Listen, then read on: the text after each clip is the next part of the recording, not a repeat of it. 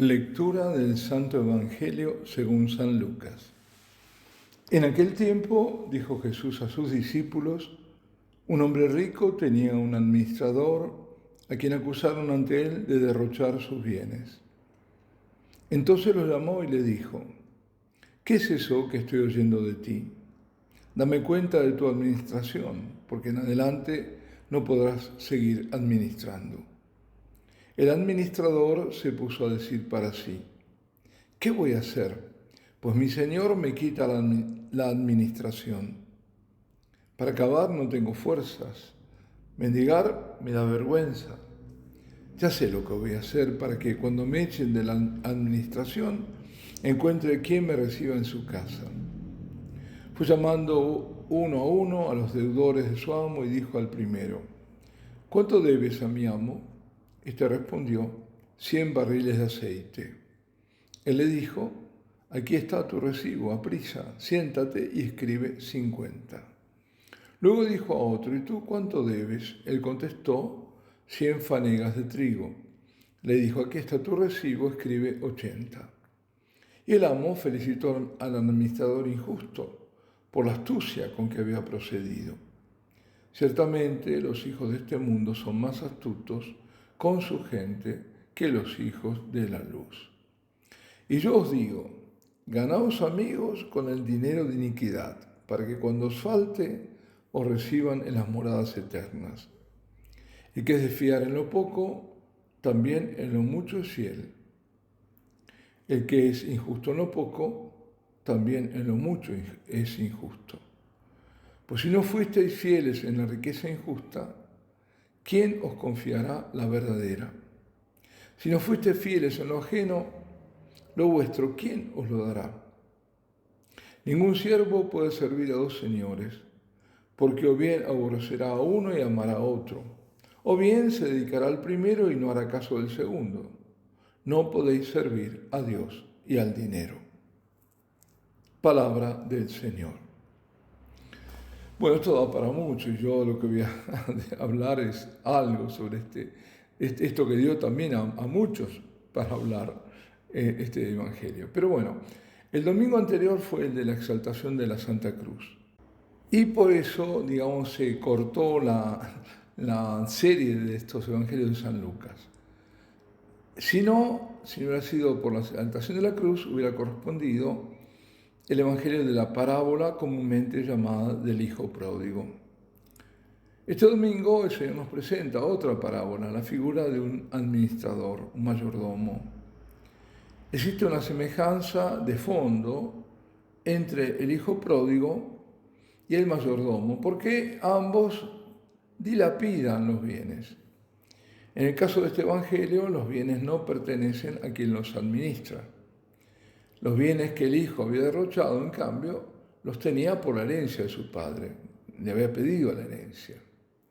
En el fondo son dos modos diversos de evidenciar que los dones que hemos recibido de Dios son justamente eso, son dones. No los hemos generado nosotros, nos han sido dados. El hombre rico de esta parábola es la figura de Dios, que se prodiga dándonos gracias, beneficios, dones. Por ejemplo, dones son los sentidos: la vista, el tacto, el oído, el olfato, el gusto. Por medio de estos dones percibimos y conocemos de modo inmediato el mundo. Por medio de la inteligencia, que por ejemplo se expresan por medio del habla, de la escritura, podemos transmitir y comunicar nuestras ideas y en nuestra mente recibir las ideas de otros. Todos son dones. La inteligencia nos capacita incluso para modificar el mundo y hasta cambiarlo de manera radical, a veces para bien, a veces para mal. La inteligencia es don, como lo es la moral natural. Que es la moral aquella que permite conocer o distinguir entre el bien y el mal, naturalmente. La potencia del alma, la memoria, la voluntad junto a la inteligencia, nos hacen capaces de recordar, de desear y de entender. Dios nos dotó de un alma humana propia del hombre, capaz de entender, de recordar y de desear. El comprender nosotros lo hacemos generalmente a través de raciocinios, generalmente, pero bueno, esta alma es inmortal. Esto es importantísimo, ¿no? Fue creada en el mismo momento de la concepción y para siempre. El espíritu, lo más elevado del alma humana, es capaz de Dios. ¿Qué significa esto? Es capaz de conocerlo, conocer aquello que Dios revela, porque mucho más lo que desconocemos, de comunicarse con Dios, de comprender la revelación que nos ha sido dada y saber qué pide Dios, cuál es el camino de perfección, porque Dios se ha revelado a nuestro entendimiento espiritual y a nuestra inteligencia racional y a nuestra misma intuición. Por ejemplo, por eso decía, generalmente razonando, pero grandes descubrimientos de la ciencia comenzaron con intuiciones. Es lo que llaman el intelecto, es algo como una chispa que Dios lo ha puesto en el hombre. Las potencias del alma son entonces la memoria, la inteligencia, la voluntad. Las facultades del alma son las de conocer, las de amar. Tengo inteligencia para poder conocer y conozco mediante la inteligencia cuando la ejercito en el sentido de conocer la verdad sobre las cosas. Tengo voluntad para poder amar y amo cuando ejercito la voluntad hacia el bien supremo, que es el amor, que es Dios.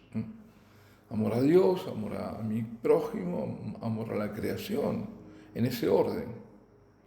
Hoy se han invertido los términos, amando primero la creación, aunque no se la reconoce como tal, como creación, sino que se habla de medio ambiente. Ni siquiera dice naturaleza. Es el mundo de los ecologistas. Para estos, como no hay un Dios creador, tampoco hay creación. Medio ambiente y de ahí todo lo ecológico. Se dice tener amor al medio ambiente, que va mucho más allá del respeto, eso sí, por el ambiente en el que nos movemos, nos vivimos, eso sí. Amor a los animales, a las plantas, pero lo es de un modo insano. Basta ver a un iracundo vegano contra alguien que come carne para darse cuenta hasta qué punto es insano. El hombre, para ellos, es un depredador del medio ambiente. Es como un parásito. El medio ambiente deja de ser tal para adquirir vida propia, porque eso lleva a la ausencia de Dios, a ser Dios a la naturaleza, a la madre tierra, a la Pachamama. Ahora también, ha habido una abuela. En la visita de Francisco a Canadá, él participó del rito pagano a una diosa pagana a la que el chamán, en nombre de todos los que asistían al rito, pedía permiso para entrar en el círculo de los espíritus. Hay vídeo de esto, lo hay, Es decir, no falta nada, paganismo, panteísmo, espiritismo, animismo, todo. Como ese es el mundo de la apostasía, de la rebelión contra Dios, todo va entonces de la mano. Ecologismo, ecumenismo y también, desde luego, pacifismo. El cardenal Biffi, en el retiro dado al Papa Benedicto a pedido del mismo Papa, habló del anticristo según el autor ruso Soloviev.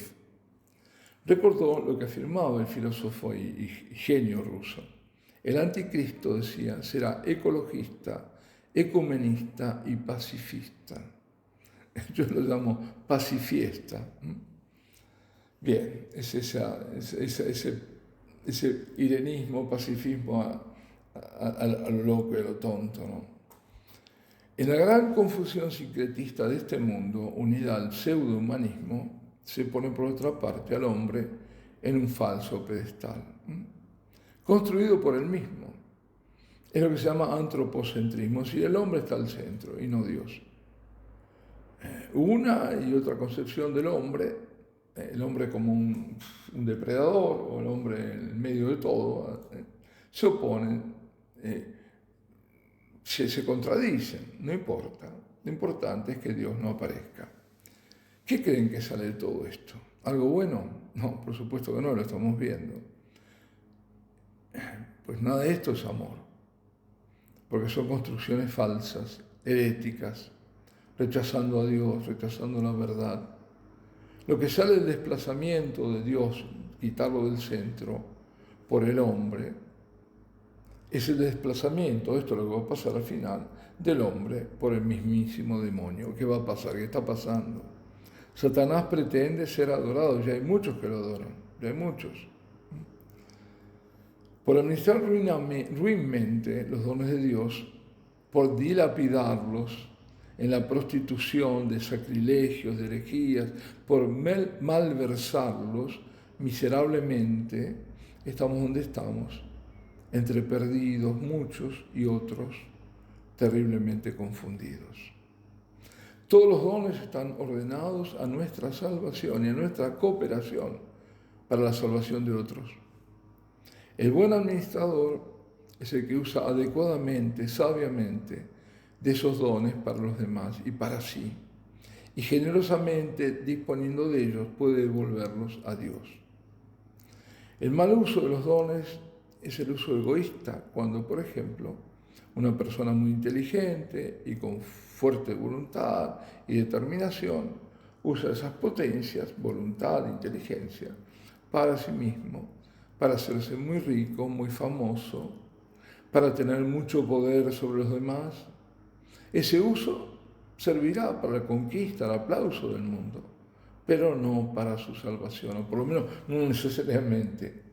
Buen uso es cuando los dones, las capacidades, son utilizadas para bien de los demás y para gloria de Dios.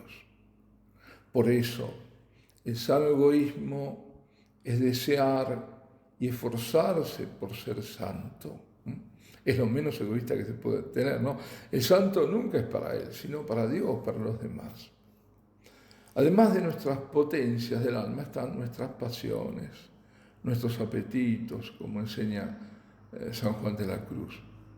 Es la voluntad que todo lo mueve y esa voluntad puede llevar a Dios o mover fuera de él. Cuando en un punto de la vida alguien ve, sea porque Dios lo ilumina directamente o porque lo hace a través de otros o de las circunstancias, que solo ha trabajado para él, para su propia gloria, que su vida no dará ningún fruto que perdure para la eternidad, que no ha de ser justificado ante Dios, entonces, dice el Señor, le conviene haberse ganado amigos por la riqueza mala vida, es decir, la fama personal cosechada, el dinero, el poder. O sea, que en sus andanzas, en ese trabajar para sí, haya beneficiado a algunos, para que por él intercedan, y en esto principalmente que se haya encomendado a los santos, primero de todos a la Santísima Virgen. Quien ha dilapidado de los dones que Dios le dio, y ese despilfarro ofende a Dios, porque esos dones fueron dados para ser administrados bien en favor de todos y así de sí mismo, más le vale haber beneficiado a algunos. Tanto por poner un ejemplo, haber asistido a un pobre, a un enfermo, porque el Señor dice, toda vez que lo hiciste con uno de estos, mis hermanos más pequeños, conmigo lo hiciste. Santiago el Menor en su carta dice, el juicio será sin misericordia para quien no practicó la misericordia. La misericordia triunfa sobre el juicio. Recomiendo leer esa carta. Bueno, yo reflexioné sobre ella en el pasado, ¿no? Hubo vídeos y todo. Luego de la parábola, el Señor remata con dos sentencias. El que es fiel en lo poco es también fiel en lo mucho. El que es injusto en lo poco también lo es en lo mucho. Esta es la primera y al final dice, no podéis servir a Dios y al dinero. Si eres deshonesto en las pequeñas cosas, serías deshonesto si te diera la oportunidad, claro, en las cosas grandes, de importancia. La pequeña fidelidad, la justicia o el rechazo de la iniquidad, por mínima que parezca, es apreciada por Dios. Lo importante es con qué disposición de ánimo y de moral hacemos lo pequeño, lo insignificante para el mundo. Dios todo lo ve. Santa Teresita la gran santa Normanda, recomendaba las virtudes pequeñas más que las grandes. En las grandes se puede meter la soberbia espiritual, muy peligrosa, peligrosísima, o la presunción como que uno todo lo puede. Por otra parte, hay veces, para el juicio del mundo, que es falaz, pareciera que algo es de poca monta, lo hacen creer cuando no lo es. El que es injusto en lo poco, también en lo mucho es injusto. No se puede servir a Dios y al dinero, a la fama, a las riquezas, el poder. En algunas traducciones, en lugar de dinero, dicen mamón. Mamón puede definirse como bienes de este mundo, propiedad, riquezas, que pueden desviar nuestra atención y el amor a Dios y eso hacia los placeres, hacia las comodidades de los deseos terrenales. Aunque las riquezas pueden proporcionar una felicidad fugaz, en última instancia son una distracción mortal de la salvación de nuestras almas. El dinero es uno de los ejemplos más comunes del mamón como algo que la gente prioriza sobre la santificación de sus vidas. Ya sea por el amor al dinero, consumido por la obsesión de adquirir más riqueza, o por el miedo a no tener suficiente. Otros ejemplos de mamón son la lujuria y ahora diríamos las perniciosas tecnologías. Todo lo que hace el entretenimiento masivo, juegos, chats, ociosos, morbosos, exhibicionismo, la búsqueda de cosas y placeres mundanos. Concluyo con párrafos de la primera carta de San Pablo a su discípulo Timoteo. Pues nada hemos traído al mundo, como tampoco podemos llevarnos nada de él. Teniendo alimentos y con qué cubrirnos, contentémonos con esto. Los que quieren enriquecerse sucumben a la tentación. Se enredan en un lazo y son presa de muchos deseos absurdos y nocivos que hunden a los hombres en la ruina, en la perdición. Porque el amor al dinero es la raíz de todos los males y algunos, arrastrados por él, se han apartado de la fe y se han acarreado muchos sufrimientos. Tú, en cambio, hombre de Dios, huye de estas cosas. Busca la justicia, la piedad, la fe, el amor, la paciencia, la mansedumbre. Combate el buen combate de la fe, conquista la vida eterna a la que fuiste llamado y que tú profesaste noblemente delante de muchos testigos. A los ricos de este mundo ordénales que no sean altaneros ni pongan su esperanza en la incertidumbre de la riqueza, sino en Dios, que nos provee de todo en abundancia para que lo disfrutemos. Que hagan el bien, sean ricos en buenas obras, generosos y dispuestos a compartir, y así atesorarán un excelente fondo para el porvenir y alcanzarán aquella que es realmente la vida eterna. Alabado sea Jesucristo.